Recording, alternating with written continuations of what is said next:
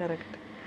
And ఇంకొకటి ఇందాక మీరు చెప్తున్నట్టు యూట్యూబ్లో బాగా హిట్ అయిన సిరీస్ ఇది. అంటే ఇప్పుడు ఒక క్లాస్కి 4 సెక్షన్లు ఉన్నట్టు ఆ క్లాసుల్లో 4 సెక్షన్లో మీరే టాపర్ అన్నట్టు అనుకోండి, ఫర్ ఎగ్జాంపుల్ చెప్తున్నా.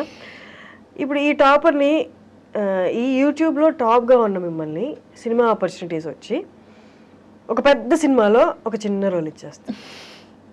అంటే ఇక్కడ మీరు క్యారీ చేసిన కష్టం అంతా తీసుకెళ్ళి ఆ చిన్న రోల్ అలా కనిపించి వెళ్ళిపోవడానికి వాళ్ళు వాడుకుంటారు.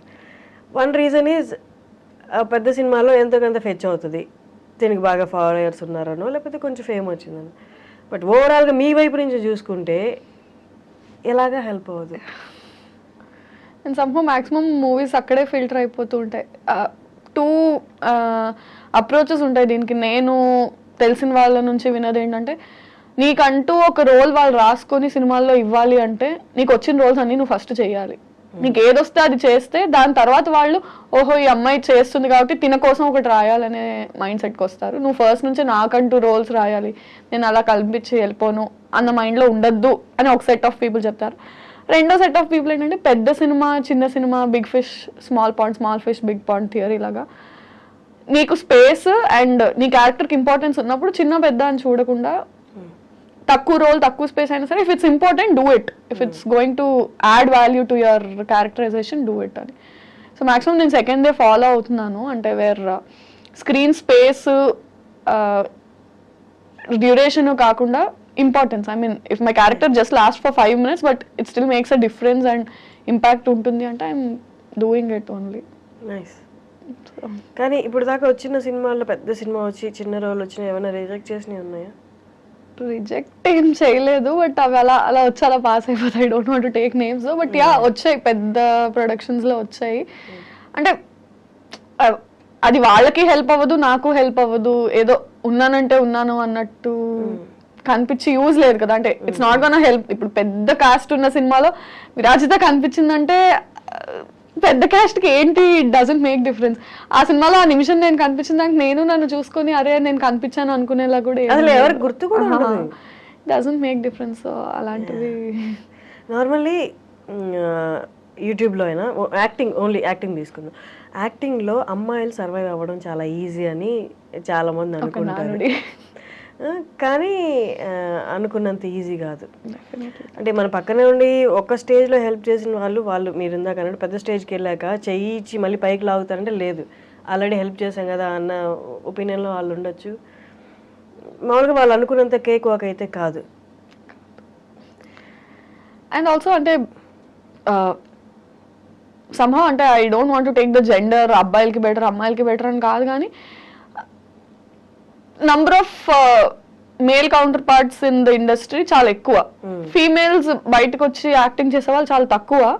సో బయట ఎలా ఉంటుందంటే వచ్చి చేసేవాళ్ళే తక్కువ కాబట్టి చేసిన అందరికీ ఏదో ఒక ఆపర్చునిటీ వస్తుంది అన్నట్టు ఉంటారు, కానీ నో నాట్ నెసెసరీ. బట్ చెప్పాలంటే for a man span in the industry ఎక్కువ ఉంటుంది దాన్ ఫర్ అ ఉమెన్. అంటే not just YouTube, not just cinema, he can work అంటే ఒక అట్లీస్ట్ ఒక 20-30 years ఎరాలో తను multiple films, multiple genres, age అన్నీ play చేయగలడు. అమ్మాయి వరకు వచ్చేసరికి చాలా కన్స్ట్రక్టివ్ అండ్ రెస్ట్రిక్టెడ్ ఎన్విరాన్మెంట్ అయిపోయింది. ఈ ఏజ్ నుంచి ఈ ఏజ్, ఇంత నుంచి ఇంత, ఈ కైండ్ ఆఫ్ రోల్స్ అని స్టీరియో టైప్ అయిపోతుంది బాగా. Men have more options to explore where women don't. అది అన్ఫార్చునేట్లీ మరి ఎందుకు అర్థం కాదో జనాలకి కానీ బయట కానీ.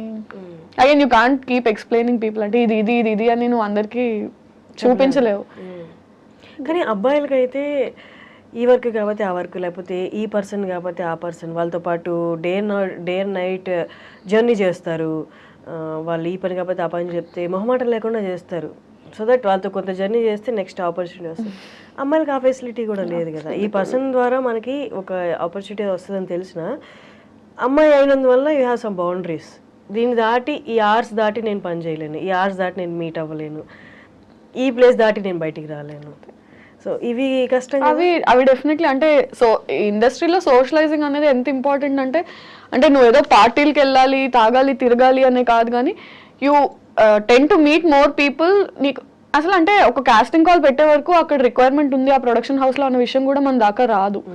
అది పబ్లిక్ గా అనౌన్స్ చేయరు, ఇన్సైడ్ సర్కిల్లోనే మాక్సిమం కాస్టింగ్ అయిపోతుంది. సో నాకు ఈ ప్రొడక్షన్ హౌస్ లో ఆ ప్రొడక్షన్ హౌస్ లో కొద్ది గొప్ప కాంటాక్ట్స్ ఉంటే ఓహో ఇక్కడ కాస్టింగ్ ఉంది అని వాళ్ళ ద్వారా వీళ్ళ ద్వారా తెలుస్తుంది. అసలు నాకు కాంటాక్ట్సే లేనప్పుడు ఛాన్స్ లేదు నాకు తెలియడానికి. ఆ సినిమా అయిపోయి అరే ఈ రోల్ వీళ్ళు చేశారు నాకు ఎందుకు రాలేదు అని తర్వాత అనుకుంటే because you don't know people from that media house.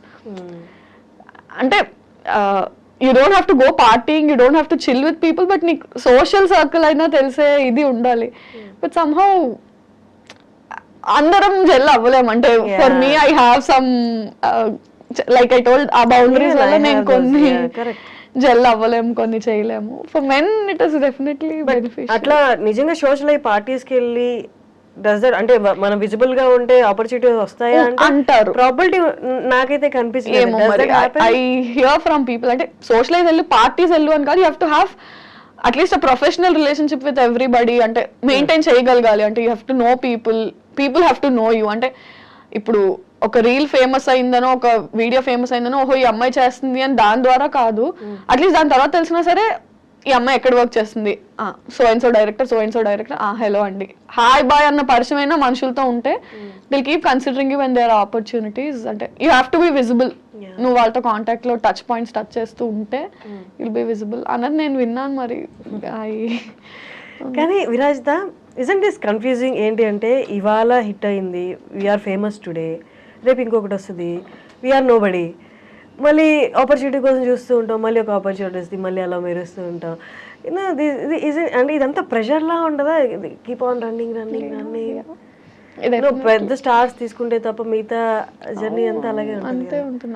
That is why fixed job set source of income ఎందుకు ఉండదు మనకి. అంటే some days we are very busy, some days we are very free. అంటే వస్తే మనకు అన్ని పనులు ఒకే రోజు వచ్చి పడతాయి, లేని రోజు somebody call me, somebody give me some work అన్నట్టు ఉంటుంది. ఇదంతా అండర్స్టాండ్. అంటే 9 to 5 జాబ్ ఎలా ఉంటుందంటే వీకెండ్స్ చిల్ అవుతారు, మండే టు ఫ్రైడే వర్క్ చేస్తారు, ప్యాటర్న్ ఉంది. మనది ప్యాటర్న్ లేదు. నీకు షూట్ ఉంది అంటే పండగ లేదు, పబ్బం లేదు, ఆదివారం లేదు, ఏం లేదు, నువ్వు వెళ్ళి వర్క్ చేయాలి, అదే పండుగ అంతే.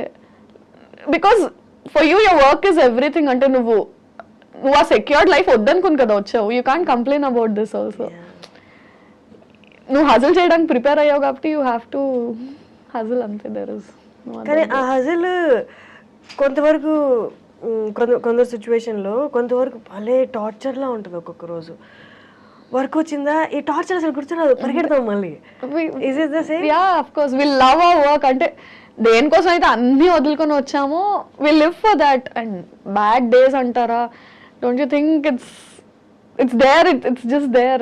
Every other day manaki edo okati starts coming up, and sometimes work unna kuda you have such a bad day right from the day you wake up elledaka things don't fall in place, bad news lu vintamu, inlo nu select avaledu, idi neeku raaledu, director says enduku inni take'lu teeskuntunavu, ee shot baaledu, personally financially, and you can't complain about it. Worst part is ఇప్పుడు ఇంట్లో వాళ్ళు చేసింది అనుకో, చూడు నువ్వు చేయమన్నావు ఇట్లా చేసినా అవ్వట్లేదు, what will you complain? Something you chose about, there is nothing you can complain about. Suffer, just suffer అంతే.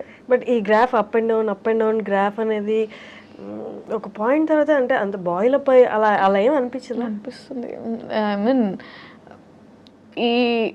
ఈ ఫీల్డ్ అని కాదు, మనం చూస్ చేసుకునే చాయిసెస్లో కన్వెన్షనల్ ఫీల్డ్స్ కాకుండా ఇంకా ఏ ఫీల్డ్లో, ఆర్ట్ ఫీల్డ్స్లో చూస్ చేసుకున్నప్పుడు ఏది ఎక్కువ స్టేక్లో ఉంటుందంటే మెంటల్ హెల్త్. అంటే ఫినాన్షియలీ నువ్వు సస్టైనబుల్గా ఉన్నా ఉండకపోయినా mental health wise you have to, అంటే ఎంత పర్సనల్ షిట్ నడుస్తున్నా యూ హ్యావ్ టు బి అంతే కదా. ఇప్పుడు నేను కెమెరా యాక్షన్ చెప్పక ముందు నేను ఇక్కడ ఏడుస్తూ కాల్ చేస్తూ ఫోన్లో అరుచుకుంటూ ఇది చేస్తా అది చేస్తా, ఇప్పుడు యాక్షన్ చెప్పంగానే you have to be like hi, you have to act. Mental health is always at stake for any choice that you make in life. అంటే కన్వెన్షనల్గా వెళ్ళిపోతున్న లైఫ్ కాకుండా ఏది చూస్ చేసుకున్నా నువ్వు చేసుకున్నావు కాబట్టి నువ్వు పడాలి. యా చాలా ఉంటాయి, బట్